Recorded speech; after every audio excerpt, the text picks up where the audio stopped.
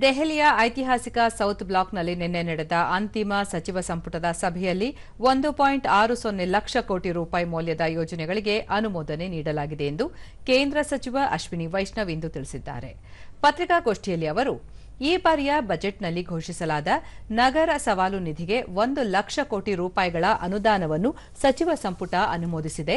ಈ ಯೋಜನೆಯು 1 ಲಕ್ಷಕ್ಕೂ ಹೆಚ್ಚು ಜನಸಂಖ್ಯೆಯನ್ನು ಹೊಂದಿರುವ ಪ್ರಮುಖ ಕೈಗಾರಿಕಾ ನಗರಗಳನ್ನು ಒಳಗೊಳ್ಳುತ್ತದೆ ಎಂದರು. ಭಾರತೀಯ ನವೋದ್ಯಮಗಳು ಬೆಳೆಯಲು ಅಗತ್ಯವಿರುವ ಹೂಡಿಕೆಯನ್ನು ಕಂಡುಕೊಳ್ಳಲು ಸಹಾಯ ಮಾಡಲು ಸಂಪುಟವು startup India fund of funds 2.0 ಎನ್ನುವ ಹೊಸ ನಿಧಿಯನ್ನು ಅನುಮೋದಿಸಿದೆ. 10,000 ಕೋಟಿ ರೂಪಾಯಿಗಳ ನಿಧಿ ಇದಾಗಿದ್ದು, ನಿರ್ದಿಷ್ಟವಾಗಿ ಆಳವಾದ ತಂತ್ರಜ್ಞಾನ, ಮುಂದುವರೆದ ಉತ್ಪಾದನೆ ಮತ್ತು ಹೊಸದಾಗಿ ಪ್ರಾರಂಭಿಸುತ್ತಿರುವ ಸಂಸ್ಥಾಪಕರನ್ನು ಇದು ಗುರಿಯಾಗಿಸಿಕೊಂಡಿದೆ.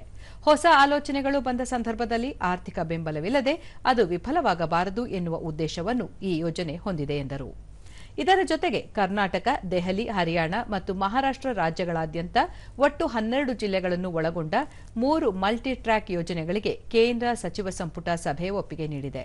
ಇದರಲ್ಲಿ ಬಳ್ಳಾರಿ ಮತ್ತು ಹೊಸಪೇಟೆ 3ನೇ ಮತ್ತು 4ನೇ ಮಾರ್ಗ ಯೋಜನೆಯು ರಾಜ್ಯದ ಉಕ್ಕು ಮತ್ತು ಗಣಿಗಾರಿಕಾ ಕೇಂದ್ರವಾದ ಬಳ್ಳಾರಿ ಪ್ರದೇಶದಲ್ಲಿ ದಟ್ಟಣೆಯನ್ನು ನಿವಾರಿಸಿ ಸರಕು ಸಾಗಣೆಯನ್ನು ಸುಗಮಗೊಳಿಸಲಿದೆ.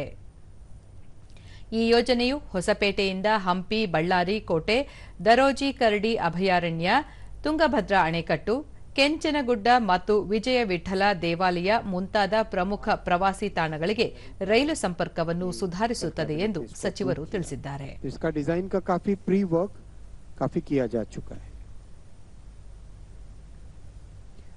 बहुत बेनिफिट्स होंगे. 46 मिलियन टन एक्स्ट्रा कार्गो इससे ले जाया जा सकेगा. बहुत सारी पैसेंजर ट्रेन्स इससे चलाई जा सकेगी. जो लॉन्ग डिस्टेंस ट्रेन्स में अभी एक सीरियस चैलेंज आता है इस सेक्शन में, हिल वाले सेक्शन में, वो चैलेंज इसका दूर होगा. और लॉजिस्टिक्स सेविंग देश की करीब 1,200 करोड़ रुपए हर साल लॉजिस्टिक्स की कॉस्ट सेव होगी. 54 करोड़ किलोग्राम्स CO2 सेव होगा, which is equivalent to planting 2.2 crore trees. 89 lakh human days इस प्रोजेक्ट से जनरेट होंगे.